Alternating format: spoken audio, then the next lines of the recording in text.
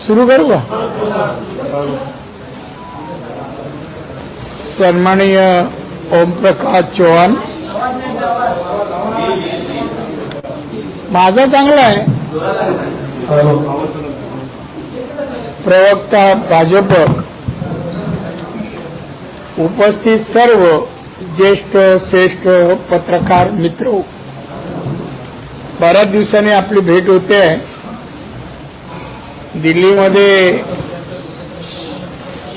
लोकसभेचं अधिवेशन सुरू आहे, महाराष्ट्रात विधानसभेचं. या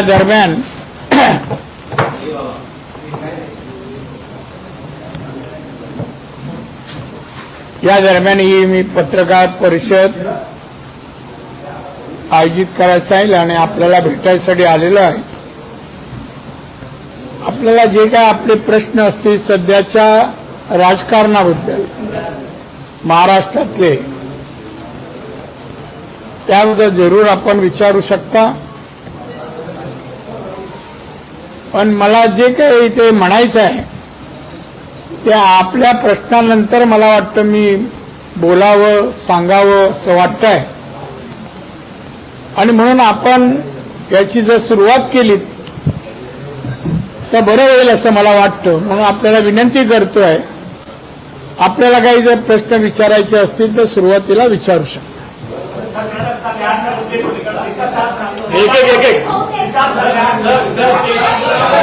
एक मिनिट थांबा.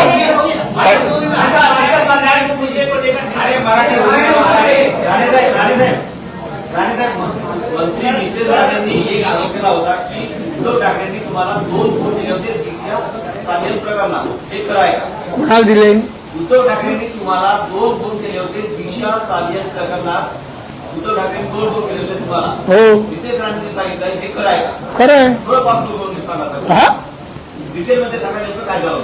नाही, का डिटेलमध्ये सांगू? तुम्ही विचारले, 2 फोन केले. हो, तुम्ही डिटेलमध्ये मला ऐकून घ्या. ऐकून एवढ्या सगळ्या प्रश्नावर नितेश राणेला विचारला प्रश्न तुम्हाला महत्वाचा वाटला, बरोबर ना? आज राज्यात बाकी काही प्रश्न नाही आहेत. मी एवढंच सांगेन, त्या वेळेला ही जी घटना घडली होती तेव्हा मी म्हणजे मुंबईवरून आपल्या घरी चाललो होतो मी जूला. तेवढ्यात एक फोन बांद्रा क्रॉस केल्यानंतर मला आला, नार्वेकर, मिलिंद नार्वेकर यांचा. दादा साहेबांना बोलायचं आहे. मी म्हणलं, कोण साहेब? नाही, उद्धवजी त्यांच्याबरोबर मी आहे, ते गाडी चालत तुमच्याशी बोलायचं आहे. म्हणलं द्या. बोलायला सुरुवात सांगतो मी. त्यांनी घेतल्यावर मी म्हणलं, जय महाराष्ट्र साहेब बोला. तुम्ही अजून जय महाराष्ट्र बोलता? मी म्हणलं, मरापर्यंत बोलणार. हे माझं उत्तर लगेच तुम्हाला द्या, आपण थांबत नाही त्या बाबतीत. नाही साहेब, मला तुमच्याशी हे बोलायचं आहे. तुम्हाला मुलं आहेत, मलाही मुलं आहेत. सध्या तुम्ही जे काय प्रेसला बोलता, आदित्यचं नाव घेता, माझी विनंती आहे आपण त्याच्यामध्ये त्याचा उल्लेख करू नये असं मला वाटतं. म्हणून विनंती करायला फोन केला. मला उद्धवजी एक गोष्ट लक्षात ठेवा, एक तर मी अमुक ठिकाणी अमुक याच्यात कोण आहे याचा उल्लेख केला नाहीये. निरपराध एका मुलीची अत्याचार करून हत्या झाली हे मी म्हणतोय, आणि त्यांना अटक व्हायला पाहिजे हे मी म्हणतोय. त्यात तडजोड नाही. फक्त तुम्ही जे नाव घेतलं तुमच्या मुलाचं, त्याला संध्याकाळी जिथे जातो त्यापासून तुम्ही सांभाळा. सांगा त्याला ते बरं नाही. माझ्या घराच्या जवळ तो निरू मोरिया कोण आहे ना, तो दिनू मोरिया, तो राहतो. आणि त्याच्या घरात संध्याकाळी काय 3.5-4 तास धुमाकूळ घालता मला माहिती आहे, तुमच्यापर्यंत सांगणार नाही. आणि म्हणून मी सांगितलं तुम्ही त्यांना सांभाळा. साहेब मी पाहतो, मी सांगतो, पण तुम्ही जरा सहकार्य. ठीक आहे, ठेवलं. अरे पण दुसरं काय दिशा सालियन, ती मेली ना, आता तिचं नाव किती वेळा घे. अहो पण त्याच्यावर येणार आहे ना, तुम्ही का घाई आहे? जाऊ का मी? एवढी घाई आहे? कमाल आहे. दुसरा काय? दुसरा नाही, अरे दुसरा फोनचा तुम्ही ऐकायचं नाही का हो? सांगा ना, सवंगड आहे ना. हा दुसरा फोन जेव्हा कोविड होतं त्याच काळामध्ये तो फोन आला. त्यावेळेला माझ्या हॉस्पिटलचं उद्घाटन होतं, तर त्यावेळी एक परवानगी राज्य सरकारकडे माझी होती. केंद्रात सगळी परवानगी देतं हॉस्पिटलला आणि मेडिकल कॉलेजला. तर त्यावेळी त्यांचा फोन आला, म्हणे तुम्ही फोन केला होता. मी हो कॉलेजच्या परवानगीसाठी केला होता. साहेब ते तर मिळेलच, पण तुम्हाला मी सांगतो जरा तुम्ही प्रेस घेताना तो उल्लेख टाळाल तर बरं होईल. मला परत एकदा सांगतो, मी तुम्ही म्हणता त्याचं नाव घेतलं नाहीये, पण एक मंत्री होता असं मी म्हणतोय. त्या घटनेच्या वेळेला एक मंत्री होता आणि ते व्हिडिओमध्ये ह्याच्यामध्ये आलंय कॅमेरामध्ये. नाही पण बघा, हे 2 फोन त्यांनी केले. आता याच्यात फोनवरून काय, कोण कोणाला फोन करत नाही, कुठल्या घटनेसाठी करतात. कळलं? येस, कळल्याचं उत्तर येस नाही. हो हा बरोबर. सर, अनिल परमाने एक मोठं भाषण केलेलं आहे का जेव्हा एकनाथ शिंदे बंद पुकारला होता, 40 जण गेले होते, 40 जण गेले होते, तेव्हा आम्ही आक्रमकता दाखवली नाही. कारण की उद्धव ठाकरेंनी आम्हाला सांगितलं होतं का शांत बसा. आता आम्ही आक्रमकता दाखवली असते. मला एक पहिलं विचारायचं आहे, हे कोण बोललं? अनिल परब. अनिल परब आणि आक्रमकता समीकरण जमतं का? दिसतं का ते जीवात? काहीतरी काय म्हणतं आक्रमकता, म्हणजे तू दाखव ना, चल मी सांगतो दाखव, कुठल्याही बाबतीत दाखव. कोणात कानफडक मारलेलं तरी ऐकिवात आहे का आतापर्यंत एवढ्या वर्षात? हा भाषण करू शकतो, वकील असल्यामुळे फोटो नाटक तर तुझं पेशाच आहे. जसं तुम्ही जशा बातम्या देता ना तसं तो एक पेशा आहे. त्याने उगाच बड्या मारू नये, तुला काय करायचं ते कर, पण तुला काय जमणार नाही आणि त्याच्यामुळे त्यांनी तोंड बंद करावं. तुला जे काय करायचं ते कर.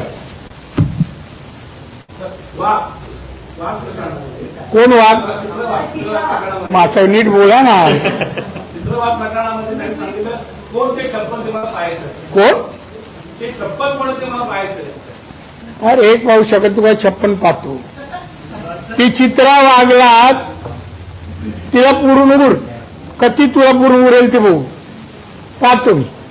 आणि चित्रा वागच्या मागे ती एकटी नाहीये, पूर्ण बीजेपी आहे, नारायण राणे पण आहे. ये तुझं कुठे येतो सांग, मैदान सांग, ठिकाण सांग, चला. कोण नाही आलं तर मी तरी हजर होईल. कधी येतोस? आता कोण नाही राहिले त्या शिवसेनेत चिव करतोय, कोण राहिले हो त्याच्यात? त्यामुळे आता यांनी तोंड बंद करावं आणि आता घरी बसावं.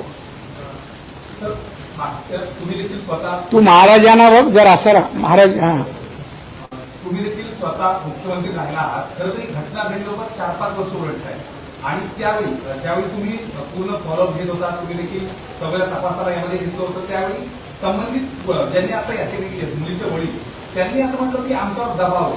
त्यावेळी तुमचा दबाव आहे असं म्हणत होता. आता ते म्हणतात की ठाकरे गटाचा त्यावेळी दबाव होता.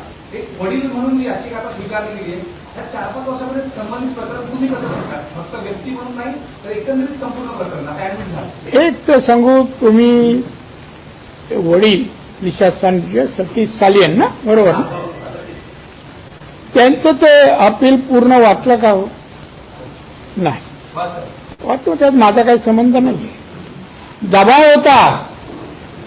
दबाव कोणावर होता? कोण घरी जायच्या, पेडणेकरताही जायच्या आणि काय त्यांच्याबरोबर जायचे, त्यांचा दबाव. आम्ही कधी त्यांच्या घरी गेलो नाही. दबाव आणावं अशी त्यांची परिस्थिती नसती, दुःखात होते. त्यांच्या मनात नसताना नाला हो म्हणावं लागत होतं आणि त्यावेळेला त्यांना पोलीस यंत्रणा पण मदत करत नव्हती. अन्य डिपार्टमेंट पण, आरोग्य विभाग मदत करत नव्हतं. डॉक्टर बदली जायचे, पोस्टमॉर्टमच्या वेळेला गेले. रुग्णवाहिका बदलली, रेग्युलर नाही. जे काय प्रकार झाले ना तर ते प्रकरण दडपण्यासाठीच झाले. आणि म्हणूनच तिच्या वडिलांना आता दबाव कमी झाल्यावर कळल्यावर ते आता कोर्टाची धाव घेतली. सरकारकडे नाही गेले, कोर्टाकडे गेले. खरं माझं असं वाटतं त्या प्रकरणामध्ये सरकारने सुप्रीम कोर्टाचं एक रुलिंग आहे, जर एखाद्या महिलेवर अत्याचार झाले असतील, खून झाला असेल तर त्वरित पोलिसांनी एफआयआर दाखल करून अरेस्ट करून चौकशी सुरू करावी. हा कायदा होता तेव्हाही, माझ्याकडे कॉपी आणली आहे मी. मग त्याप्रमाणे कारवाई का नाही केली पोलिसांनी? वाजे ताब्यात आहे हो, काढायचा भाग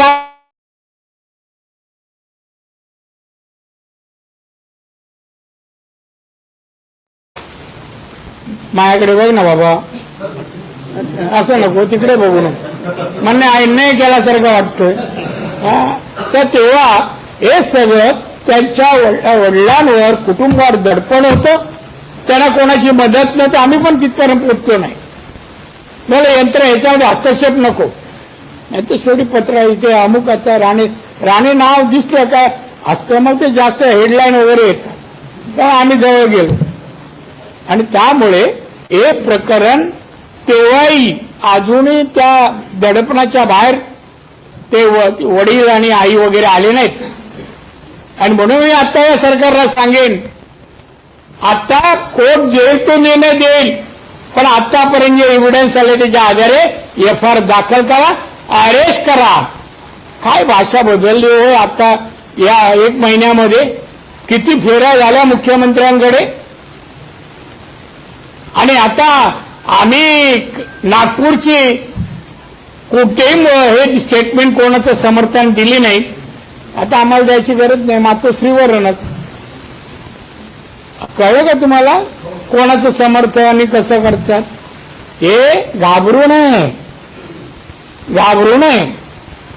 तरी सुटणार नाही.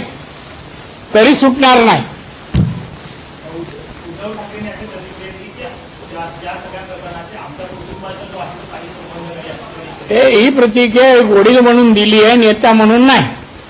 कधी कोण बाप सांगणार माझ्या मुलाचं अशा कृत्यात संबंध आहे. एवढे घाणेरडं कृत्य आहे ना, कुठल्याही पुरुषाला शोभा देणार नाही. हे मर्दानगी नाही. 4-5 लोकांनी धरायचं एकाच मुलीला आणि तिच्यावर अत्याचार करायचे. तुम्हाला सगळ्यांना पेटून उठले पाहिजे. आपल्या घरची असती तर.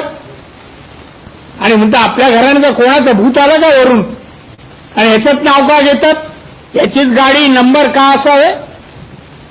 अहो एव्हिडन्स आले असे काय. अहो जगामध्ये आमच्या मुंबई पोलिसांचं नाव आहे, म्हणून मला आश्चर्य वाटतं अजून का थांबतायत कोणाच्या सांगण्यामुळे. आणि मी सांगतो यामध्ये जे आहे सत्य सगळ्यांना माहिती आहे. आणि म्हणून का नाही त्या पेडणेकर बाईला ताब्यात घेत पोलीस? का नाही? काय सांगायला गेली? कोणा सांगण्यावरून गेली? का दडपण आणत होती? असंच बोला, अमुकच बोला. तुम्ही केलंच नाही ना, तुम्ही नाही त्यातले. मग काय दडपण आणायला जात होतं आई वडिलांवर? त्याचं नाव घेतलं ना तुम्ही. मी का घेत होती दडपण का द्यायला पाठवायचे तुम्ही?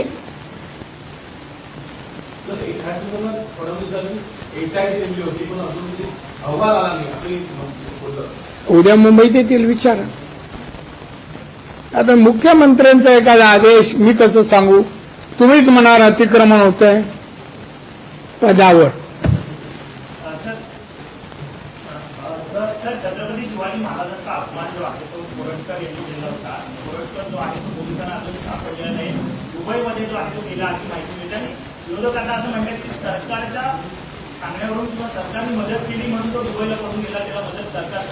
देखो पहा तुम्ही, छत्रपती शिवाजी महाराजांना हा महाराष्ट्र दैवत मानतो, दैवत. आणि त्यांना कोणी काय बोललं असेल ना तर कोणी माफ करू शकत नाही. वाचू शकणार नाही.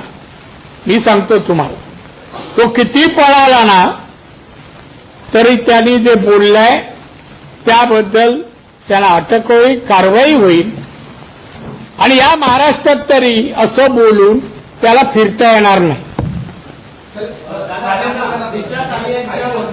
आता एक इकडे येता इकडे जाता. जर चुकत नसेल तर या एसआयटीने किंवा या तपास अधिकाऱ्यांनी तुम्हाला वैयक्तिकरित्या तपासासाठी मदत मागितली होती किंवा ते समन्स दिले होते अशी काही माहिती आहे का? आणि तसं असं माहिती आहे का? मलाच विचारताना माहिती आहे का? मला नाही माहित. तुम्हाला विचारलं अहो काय संबंध, मला कधी विचारलंच नाही. पोलीस येणार कसे हो? त्याला माहिती आहे मी वास्तव आहे ते ठेवणार समोर. पोलिसांना ते नको होतं वास्तव. जे कोणी अधिकारी होते तुम्ही एक गोष्ट सांगावं, आता हे आरोपी अगदी मंत्री होतात, अमुक होतात, फिरतात, सगळं ते पोलिसांना दिसत नाही. एव्हिडन्स आहे, सगळं आहे, अरेस्ट करू शकत नाहीत. पण नारायण राणेने एक वाक्य बोलल्यावर पोलीस कुठे कुठे शोधायला, डीसीपी वगैरे, नाशिक काय, तुमचा महाड काय, आणि तिथे आले. मी जेवत असताना, सर आपको अरेस्ट करना है. बोले किस लिए? आप ऐसा ऐसे का? तो क्या क्राइम कैसे होता है बताइए. माझं वाक्य होतं की मी त्यावेळेला तिथे असतो तर कानफडत मारलं असतो तर ना तो भूतकाळ झाला. हो, भूतकाळाला क्राईम लागतं कसं, कोणतं सेक्शन आहे, तरी मला अरेस्ट केलं. आणि आता खून बलात्कार हे करूनही आणि आमच्या छत्रपतींवर अशा प्रकारे त्यांच्याबद्दल अपशब्द बोलूनही अरेस्ट होत नाही. दुःख आहे, दुःख आहे. दादा, दिशा साळवे यांचं वकिलांनी आता मालवणी पोलिसांमध्ये एक मागणी केली होती. दिशा साळवे यांचे फोटो त्यावेळेचे पोलीसचे फोटो आणि सीएम रिपोर्ट आणि सीसीटीव्ही फुटेज आम्हाला द्यावे, जेणेकरून तपास करणं पुढे होता येईल. पोलिसांकडे नाही मिळाले का 4-5 वर्ष? हे सगळं कलेक्शन पोलीस नाही करू शकत होते? कोणी अडवलं होतं? एक त्याची मागणी आहे त्याच्या वडिलांची, त्या सुप्रीम कोर्टाच्या एका या रुलिंग प्रमाणे जर पोलिसांनी काम करायला अशी मर्डर टाळटाळ केली असेल तर त्यांना सस्पेंड जागेवर व्हायला पाहिजे, त्यांना पण अटक व्हायला पाहिजे. सुप्रीम कोर्ट रुलिंग आहे. मुंबई पोलिसांनी काढावं आणि आता मागायला ते पोलीस स्टेशन त्यांचंच आहे, मालवणी. म्हणजे मुंबई पोलिसांच्याच अंडर आहे, त्यांनी मागावं, माझं काय. पण त्यांना आता एवढी वर्ष का लागली एक्सप्लेनेशन विचारलं पाहिजे कमिशनरने, संबंधित अधिकाऱ्यांनी. करा सस्पेंड जागेवर. मी सांगतो, मुख्यमंत्री होतो दुसऱ्या दिवशी मुख्यमंत्री झाल्यावर कमिशनर तेव्हाचे मेंडोसा आणि इनामदार जी यांना बोलवलं आणि मी सांगितलं मला माहिती आहे मुंबई, ए बाबा आपसे नको बोलू, नाही तर तुम्ही बोला वर, आम्ही खाली येतो. मला माहिती आहे की मुंबई पोलिसांमध्ये काही अधिकारी दाऊदशी डायरेक्ट बोलतायत, गुन्ह्यांमध्ये मदत करतायत. ते यादी माझ्याकडे उद्या 11:30 घेऊन या. दुसरे 11:30 मेंडोसा इनामदार दोघे आले. 37 अधिकारी होते, 37. मी लगेच त्याच्यावर लिहिलं एक ओर, या सर्व अधिकाऱ्यांना चौकशी बिकशी नाही, पोलीस कायद्याच्या 311 प्रमाणे निलंबित करण्यात यावं. नारायण राणे पाठवले. 37 निलंबित झाले कशाने? अरे अशी होते आपल्या देशाविरुद्ध राहणारे, समाजाविरुद्ध अशी कृत्य करणारे कशाला पाहिजेत? आणि मदत करणारे अधिकारी पण वाजे डिपार्टमेंटमध्ये जातो कसा, हे काय सर्व ठिकाणी हजर राहतो काय, सर्व गुन्हे करायला प्रवृत्त करतो काय, आणि तरी पोलीस खात्यात.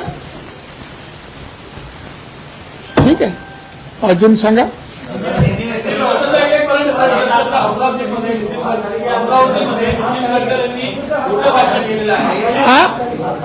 नितीन गडकरींनी मोठे भाष्य केलेलं आहे अमरावतीमध्ये.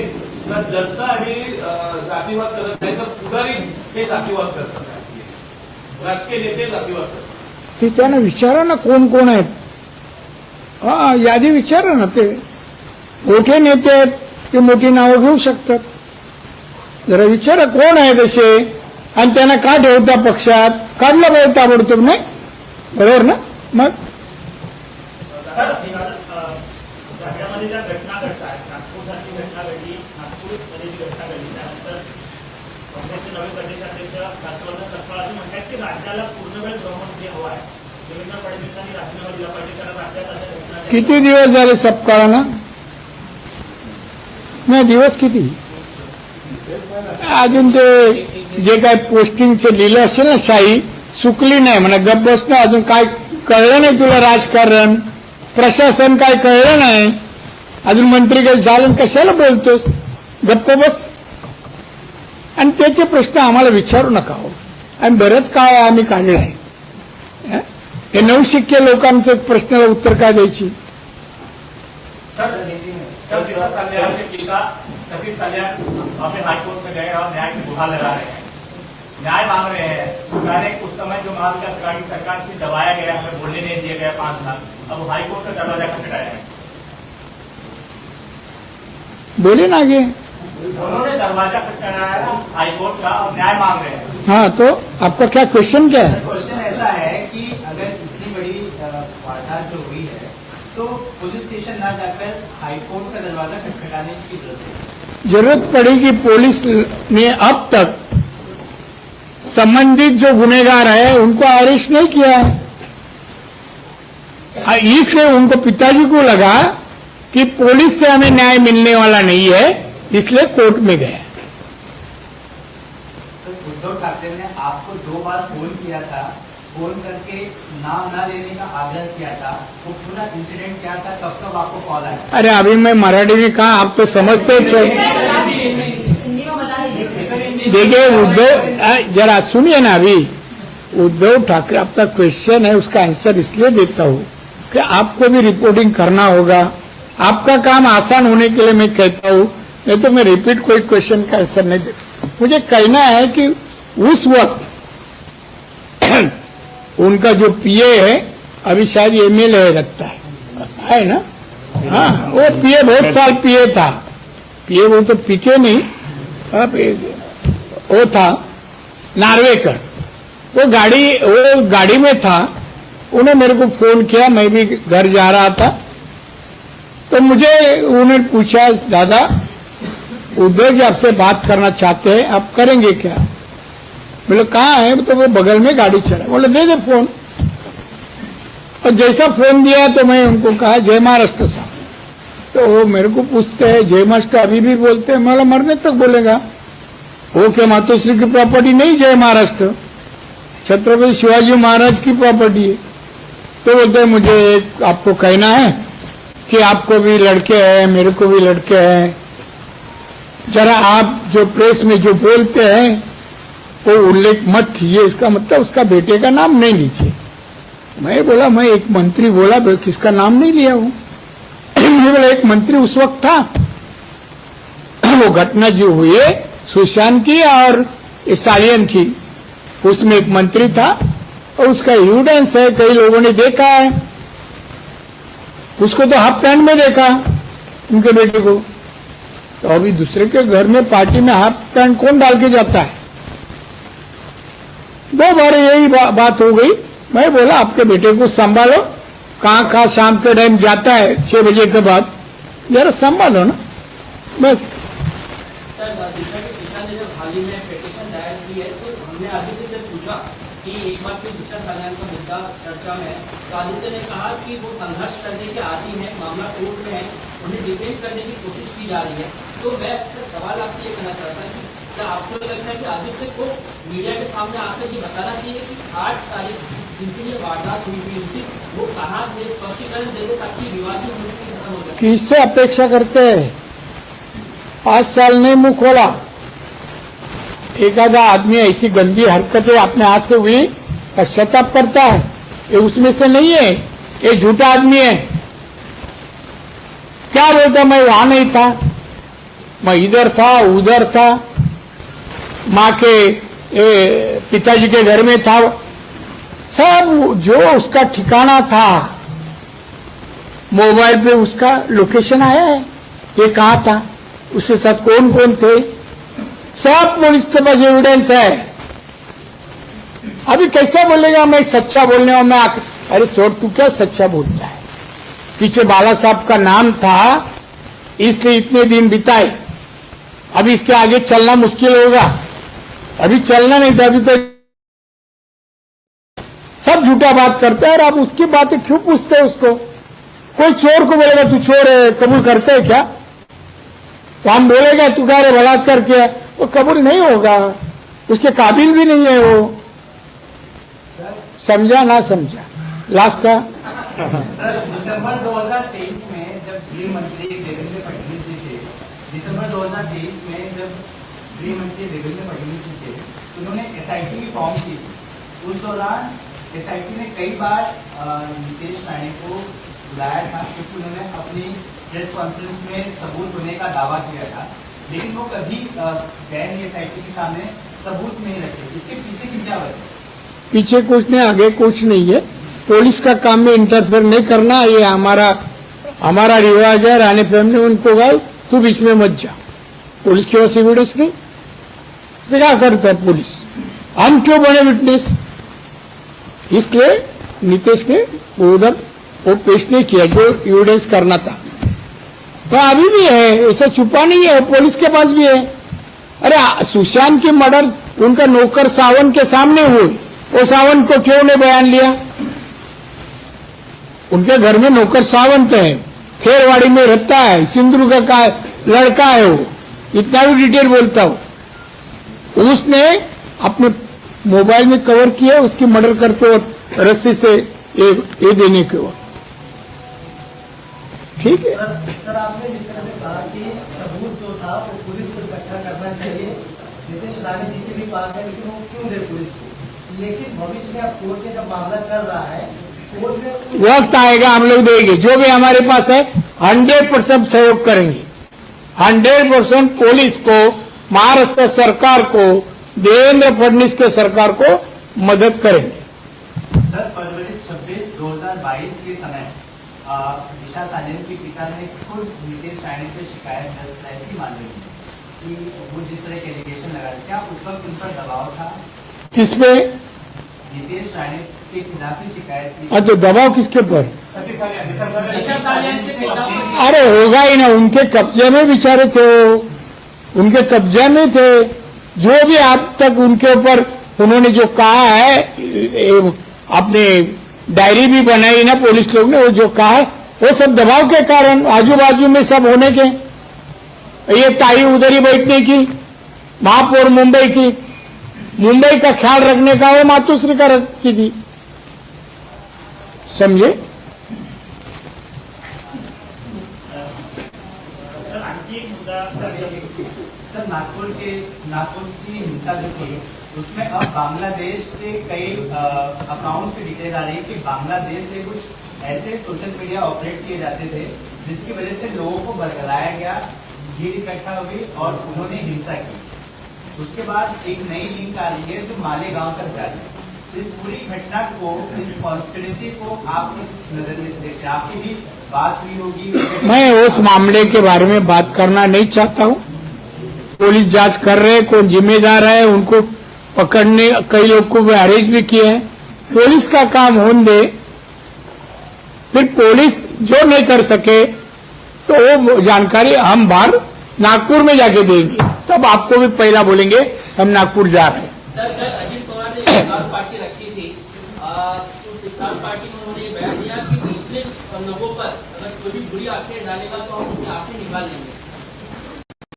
मालूम नहीं, अजित पवार ने काम लिया होगा आंखें निकालने का या आंखें साफ करने का, कुछ भी लिया होगा, हमें जानकारी नहीं है उसकी। जेपी नड्डा साहब आपके राष्ट्रीय अध्यक्ष कह रहे हैं कि सांसदों को फिटनेस पर ध्यान देना चाहिए। कौन? जेपी नड्डा साहब कह रहे हैं कि आपके राष्ट्रीय अध्यक्ष पार्टी के क्या कह रहे? और फिटनेस पर ध्यान देना चाहिए। कई सारे सांसद अनफिट है। हम कैसे लग रहे हैं?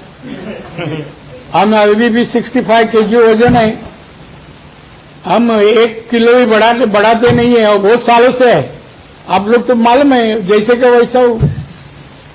राजनीति में 50 साल के ऊपर हो गए, मगर हम 1 किलो इधर का उधर नहीं बढ़ाएंगे।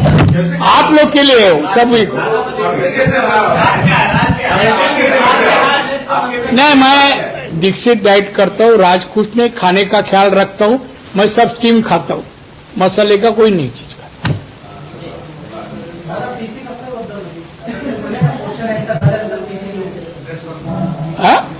निवेदन करतो म्हणाला होता डिबेटच्या नंतर अरे पण तुम्ही थांबलात तर मी निवेदन करेन ना. तुमचे प्रश्न एकीकडून एकदा मराठी झाला का बोलतो, हिंदी बोलणार, आज नशीब उर्दू मध्ये विचारत नाही. हा बोलू का, सुरुवात का आहे का आज नाही संजय राऊतांनी आरोप केलेला आहे कोणावर? सरकार हे मनोरुग्णांचं सरकार आहे. मला वाटतं आता संजय राऊतला मनोरुग्ण झाला असं मला वाटतं. मेडिकल चेकअप करायला पाहिजे. सरकारमध्ये एक माणूस नसतो मनोरुग्ण व्हायला, आणि तो खरं म्हणजे खरंच तो मनोरुग्ण झालाय. संजय राऊत जे काय बोलतो रोज त्याला बोलावं लागतं, तेवढं वाचायला लागतं की नाही बोलणं म्हणजे. आणि ते तर आवाक्याच्या बाहेर गेल्यानंतर तो बेताल काही बोलतो, म्हणायला येते. आणि आता काय आलंय, काही लोक पवार साहेबांना भेटतायत, काय जयंत पाटलाला भेटतायत, अजित पवार जाऊन त्यांच्या मिटिंग स्टेजवर अस्वस्थ झाला. आपला आता लावालावीचा धंदा बंद होणार, कळलं की नाही. आणि म्हणून तर संजय राऊतचं तुम्ही गांभीर्याने घेऊच नका, पत्रकार समजूच नका. तो वाट बघतो कुठेतरी चान्स मिळतं का. आदित्य ठाकरे गेला का आपल्याला कुठे मिळेल, अजून काय दुसरं काय नाही, त्याची क्षमता काय नाही. एक सवाल है कि अरे सवाल काफी पूछा आपने. एक आखिरी सवाल है, जो 2015 से 2025 तक भारत का जो जीडीपी है वो 105% बढ़ा है. ऐसे में मोदी जी के नेतृत्व में इतनी ज्यादा प्रगति हुई है, आगे भविष्य में क्या कहा देखते भारत मैं देखता हूँ दुनिया के अर्थव्यवस्था में भारत जल्दी से जल्दी तीसरे क्रमांक पे जाए, देश के जनता का पर कैपिटल इनकम बढ़े और भारत एक विकसित देश करके दुनिया के नक्शे पर जाए जल्दी जल्दी, ये हम चाहते हैं. और वो माननीय मोदी साहब के जो अभी सरकार है उस सरकार में एक सांसद करके मैं हूँ दिल्ली में. एक एक करून तुमच्या वैयक्तिकवर असं म्हणताय की फडणवीसांना टार्गेट जे आहे ते त्यांच्या जवळची लोक करतायत, त्यांची गरज नाही. गरज नाही मग तू कशाला बोलतो, हे सांगायला काय तुला बोलवलं होतं का कोणी? आहेत ना माणसं तुझ्या आजूबाजूला कुठली का, मग तू कशाला. बरं इथे देवेंद्र आता आता आले, चांगलं काम करतायत, मग त्यांचं टार्गेट करण्याचं कारण काय? आता हे सगळे टार्गेट होत आहेत एका पाठोपाठ एक, त्यांना चिंता आहे. आज नंबर आपला तर उद्या कोणाचा. या तिन्ही पक्ष आता बेजार झाले. किती राहिले हो, किती राहिले? आता शिवसेना 20 हो, आणि त्याच्या आता थोड्या दिवसांनी आता हे आदित्यचं काय बरं झालं, बरं म्हणतो वाईट कधी म्हणत नाही, बरं झालं तर बरं 20-10 जाणार परत. पुढच्या निवडणुकीपर्यंत 1-2 राहतील. नामदारी कलर काय म्हणतात त्याला, परत तो वरच्या हाऊसमध्ये आहे, खालच्या हाऊसमध्ये मोजला जाणार नाही. आणि सोडा यांची काय, आता संपलंय सगळं. दुकान बंद व्हायची वेळ आली आहे, नवताल तयार आहे, लावायचं बाकी आहे. चला तू आई विचारते. एमपी सुप्रिया सुले ने गवर्नमेंट की सीबीएसई बोर्ड इम्प्लीमेंट करने के स्कीम पर सवाल उठाया है कि फिर मराठी भाषा का क्या होगा, और क्या गवर्नमेंट के पास ऐसा इंफ्रास्ट्रक्चर है, ऐसे फंड्स हैं कि इतना बड़ा डिसीजन ले लिया है और प्रेशराइज किया जा रहा है. देखिए कल सूर्य जी मुझे लोकसभा के अंदर मिली थी, ये बातें हुई. ये सरकार का मामला है. सरकार ने उस क्षेत्र में अनुमति दे तो फाइनेंशियल पोजीशन अपना है क्या, और जब फाइनेंस अनुमति देता है तभी प्रस्ताव पास होता है और इम्प्लीमेंट होता है. अभी इम्प्लीमेंट होने शुरू हो गया है तो सवाल नहीं इसमें चर्चा करने की. अच्छा चीज कुछ भी होता है, आज हमारे स्टूडेंट, हमारे जो यूथ है, उनको उस शिक्षण की आवश्यकता है, तो उसमें फाइनेंशियल पोजीशन वीक है कि पैसा कहां से लाने, ये सवाल नहीं. हमें सुधारना है एजुकेशन क्षेत्र। तो जो चीज दुनिया में होती है जिससे तरक्की हो जाएंगी वो स्वीकार करना चाहिए, पैसे के इधर नहीं देखना चाहिए। उस भारत 140 करोड़ लोग है, हमारा बजट 47 लाख करोड़ का है, तो एजुकेशन लिए क्यों हम लोग रुकेंगे? समाजवादी पार्टी के सांसद कुठे है दी? रामजी लाल सुमन ने एक संसद में बयान दिया था राणा संघा को लेकर कि मैं वो इतना ये दुनिया भर का अपने काम नहीं है, यूपी बीपी बिहार और पहले के काल का कुछ पूछ के मतलब नहीं, अभी का कुछ पूछो वो आप ढूंढ के लगेगे इधर। उच्च न्यायालयाच्या न्यायाधीशाची तडकाफडकी भरली गेली आहे, कधी झाली? हा? तडकाफडकी भरली गेली, अरे कधी आहे? आता भरली गेली आहे. कधी रेड पडली ती का? मग ते काय तुम्हाला सगळं कारण माहिती आहे तरी विचारता? कारवाई झाली, भरली गेली. आरोप असा होतोय कारवाई झाली, भरली गेली. अरे बाबा, पहिली बदली, कारवाई सिद्ध झाली का सस्पेंड, माहिती आहे ना? जर मला कायदे विचारून घ्या, बराच काळ झालाय मला. असं म्हणताय की महाराष्ट्रामध्ये एक गट अमित शहाना मानणारा आहे जो शिंदेना प्रोटेक्शन देऊ इच्छितो, तर दुसरा गट फडणवीसांना मानणारा आहे जो शिंदेची कोंडी करू इच्छितो. एक मी तुम्हाला सांगतो की चिंता पत्रकार करू नका, आम्ही सर्व एक आहोत. काय चिंता करू नका, तुम्ही एवढंच म्हणा एकच वाक्य, नांदा सौख्य बरे. हा, आम्हाला ते आशीर्वाद द्यावा ना, एकत्र राहा, महाराष्ट्राचं भलं करा, कल्याण करा. आणि या भूमीत छत्रपती शिवाजी महाराजांच्या दिशा सालियनसारखी जो का प्रकार घडू नये एवढीच प्रार्थना करा. कोणाची मुलगी असो, कोणाची सून असो, कोणी असो, तिच्या आयुष्यात असे क्षण येऊ नये. तिला आत्महत्या करून ज्या अवस्थेत खाली पडली तो चीड यायला पाहिजे. हा पुरुषार्थ नाहीये. आणि मी नाही त्यातलं ना, ते म्हणण्यापुरतं ठीक आहे. शेवटी या देशातल्या राज्यातल्या न्यायदेवतेने जर काही न्याय दिला तर शेवटी देव आहे ना, परमेश्वर. प्रश्न संपले. बोलतो थोडस तुमच्याशी, आज आलोच आहे. पत्रकार मित्र, आज खरं भेटून थोडी चर्चा करावी, महाराष्ट्रातली परिस्थिती विचारावी.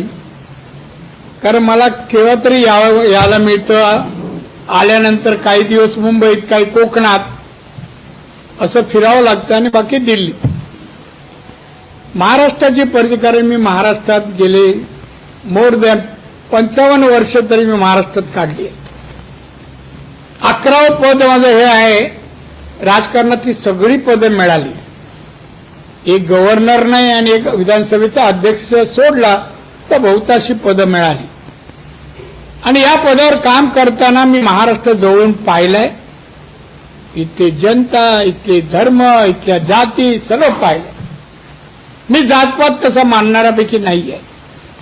मी लोकप्रतिनिधी आहे. लोकांचे प्रश्न, लोकांच्या समस्या सोडवणं हे माझं कर्तव्य समजतो, असं मी आहे. पत्रकार मित्रही आहेत, ते जवळून पाहतात. मला 5 वर्षापासून पाहिलं. मी कॉर्पोरेशनला नगरसेवक, बीएसटी चेअरमन असताना पत्रकार मी ओळखतो. अनेक जण आज नाहीत आहेत, पण काही आहेत. मला एवढंच तुम्हाला सांगायचं सहकारी म्हणून, शेवटी अनेक जणांच्या अडचणी समस्या येतात, त्या भेटतातही. तेव्हा कळतात पत्रकारांची मनं काय, राजकारण्यांची मनं काय, अधिकाऱ्यांची मनं काय, हे मी सर्व जाणलंय, जवळून जाण. एकच तुम्हाला सांगतो, पत्रकारिता पेशा आहे, पेशा आहे. त्याचं पावित्र्य राखणं हे तुमचं सर्वांचं काम आहे. माझं मार्गदर्शन नाही, हे माझं म्हणणं आहे. का तुम्ही असं करा असं नाही, म्हणणं आहे. मी याच्या बरंच व्याख्यानं पण पहिली द्यायला जायचो, 2-3 विषयावर, त्याच्यावर हा विषयावर द्यायचो. शिक्षण, पत्रकारिता हे पेशा आहे. आता एक बोललेलं वाक्य टीव्हीच्या बाईकवर, त्याच्यावर थोड्या वेळ टीव्हीवर येतं, त्याच्यातला एखादा शब्द जातो, कॉमा जातो, फुलस्टॉप जातो, बरंच काय होतं. आणि एक ट्वीस केलेली बातमी वाचतो, तेव्हा अरे रे रे, हे का चुकीचं केलं माझ्या मित्रांनी. आणि मग जे का आरोप आणि हे सगळं होतात त्याला वाईट वाटतं. राजकारणात मी आलो, तुम्ही मला पाहिलं, मी सरळ आहे. सरळ म्हणजे जे असेल ते मी बोलून जातो. मी काय कोणाची पर्वा करत नाही. ही कारवाई होईल, असं होईल, अमुक जाईल पद, काही नाही. माझ्या नियतीपेक्षा पद मोठी नाही आणि पैसाही मोठा नाही. नीतिमत्ता आपण राखावी, आपल्या पदाला न्याय द्यावा, याच्यातला मी न्याय देतच आलोय. तुम्ही पाहिली सगळे पद, सगळ्या पदाला न्याय दिला. आताही केंद्रातल्या पदाला न्याय दिला. जेव्हा माझ्याकडे MSME होतं त्या वर्षी बजेटमध्ये राष्ट्रपती, पंतप्रधान आणि अर्थमंत्र्यांनी माझा उल्लेख केलेला आहे भाषणामध्ये. त्या मी कुठे कमी पडलो नाही मला वाटतं. पण मला वाटतं पत्रकार मित्र ते असे असावे. मित्र म्हणतो म्हणून मला वाटतं हे नात्यामध्ये मी अधिकारी म्हणून त्यांना सांगू शकतो, अरे बाबा असं आहे. राजकारणी पण तसे आहे तसे मानत नाही. तेव्हाचं राजकारण आमच्या वेळेला, आताचं राजकारण काय फरक पडलाय हो. फरक पडलाय. हा फरक सगळ्यांमध्ये पडलाय. आम्ही म्हणत नाही की आम्हा राजकारणामध्ये नाही पडलाय. वागण्यात, चालण्यात, बोलण्यात, व्यवहारात असू नये असं. प्रत्येकाला संसार असतो, कुटुंब असतं, मुलं असतात आणि सगळ्यांना सगळं काही लागतं. पण त्यासाठी काहीतरी संकेत आहेत, त्यासाठी काही मर्यादा आहेत, त्याला वापर व्हावा असंच मला वाटतं. मी आज घरून निघालो, विचार करून निघालो. कुठलीही गोष्ट मी विचार केल्याशिवाय बाहेर कधी बोलत नाही. आज बोला आपण पत्रकारांशी बोलावं होतो आणि बोलावं म्हणून पत्रकार परिषद घेतली. आता माहिती आहे पत्रकारांकडे आल्यानंतर बडीमार होणार सध्याच्या परिस्थितीवर. मग वाघबाई आल्या, सालियन आला, हे सगळे जी काय चर्चा आपण केली ते सगळे विषय मी सकाळी ठरवलं. बघ माझ्याकडे किती टिप्पणी आहे, हे जेवढे विषय तुम्ही विचारले कमी, पण हे जास्तच आहे. 20-22 विषय मी करून आलो तो अभ्यास. पण मला वाटलं असं महाराष्ट्र छत्रपती शिवाजी महाराजांचा महाराष्ट्र तो कसा असावा, लोक कशी असावी, लोक कल्याणकारी महाराष्ट्र असावा. मग कल्याणकाराचं काम राज्यकर्त्यांनी आणि अनेक पत्रकारीसह अनेक जी आपली क्षेत्र आहेत त्यांची तेवढी नैतिक जबाबदारी आहे असं मला वाटतं. आज एकच सांगतो तुम्हाला, फार उत्सुक होतात काही पत्रकार दिशा सालेंचे. आठवावं तिला या खोलीत खेचून दाबलं, 5-6 जण त्या खोलीत होते. काय तिची अवस्था झाली असेल, आपली बहीण असती तर काय अवस्था झाली असेल. ज्या अवस्थेत तिला खाली फेकलं तुम्ही बघू शकला असतात तुम्ही ती अवस्था. नाही, चीड येणारी गोष्ट आहे. कोणी असो, माझ्या पक्षातला असो, माझ्या धर्मातला, जाती कोणी असो, माप नाही. कायद्याला जात पात नातं नाही बांधावं. कायदा जे आहे तू गुन्हा केला शिक्षा भोगायला पाहिजे, कशाला पळवाटा काढता. त्यामुळे मला एवढंच म्हणायचंय, आज ना उद्या जे व्हायचं तर होईल. पत्रकाराने प्रश्न विचारताना चेष्टा म्हणून नाही, त्या बाईला त्या बापाला न्याय मिळेल म्हणून प्रश्नाचा भडीमार करायला पाहिजे. कसा मिळेल राणेजी, कसा कुठल्या मार्गाने मिळेल, त्या वडिलांनी अजून काय करावं, कुठे जावं, याच्यानंतर हायकोर्टानंतर त्यांनी कुठे जावं आणि मार्गदर्शन पत्रकारितेच्या लेखातून यायला पाहिजे. मी तेव्हा अनेक लेख, मी कुठला अग्रलेख सोडत नाही. हे अगदी मी 4थीत असल्यापासून मला सवय अग्रलेख. पहिले लेख यायचे, राणे चुकला राणेवर यायचं. सकाळी मी केतकर साहेब फोन करा, केतकर साहेब माझ्यावर अमुक लिहिलं, वास्तव नाहीये. मग काय वास्तव आहे, मी म्हणलं हे असं घडलं आणि तुम्ही मला याच्यामध्ये जे काय जबाबदारी, ही माझी जबाबदारी नाही. ठीक आहे आपण भेटू. पण मी 9 वाजता सकाळी फोन जायचा माझे पेपर 9च्या आत वाचून होतात आणि 9 नंतर मी संबंधितांना फोन करतो. ही माझी सवय आजही जात नाही.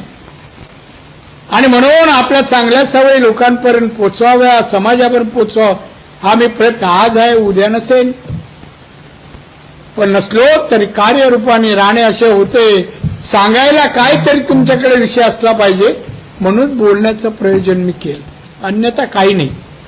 मला काय म्हणावं, माझ्याबद्दल कौतुक असं काही नाही. एक तरी मला वाटतं माणसांनी यावं, जावं, काहीतरी सोडून जावं, काहीतरी समाजाला, राज्याला, देशाला सोडून जावं. नाहीतरी माणसं जन्मतात, कुत्री मांजरी जन्मतात, जातात. त्यापेक्षा माणसं काही वेगळी आहेत.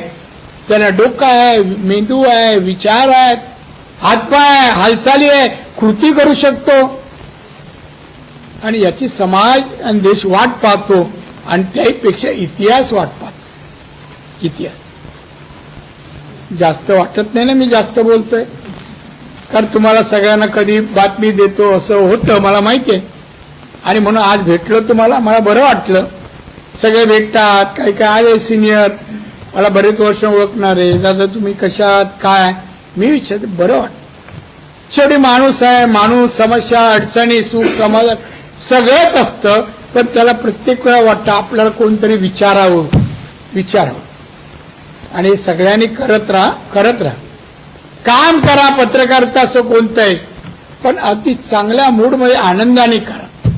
घरचं टेन्शन बाहेर येऊन एखाद्या राजकारणावर कडकल्याचे प्रयत्न करू नका. तो बिचारा दुःखी होईल, असं कोणा दुःखी होऊ नका.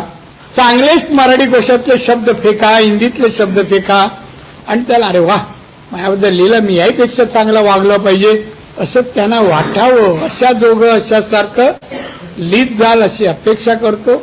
बस थांबतो. जय हिंद, जय महाराष्ट्र. शुभेच्छा तुम्हाला. अरे यांना चहा वगैरे आहे सगळं, चहा नाश्ता.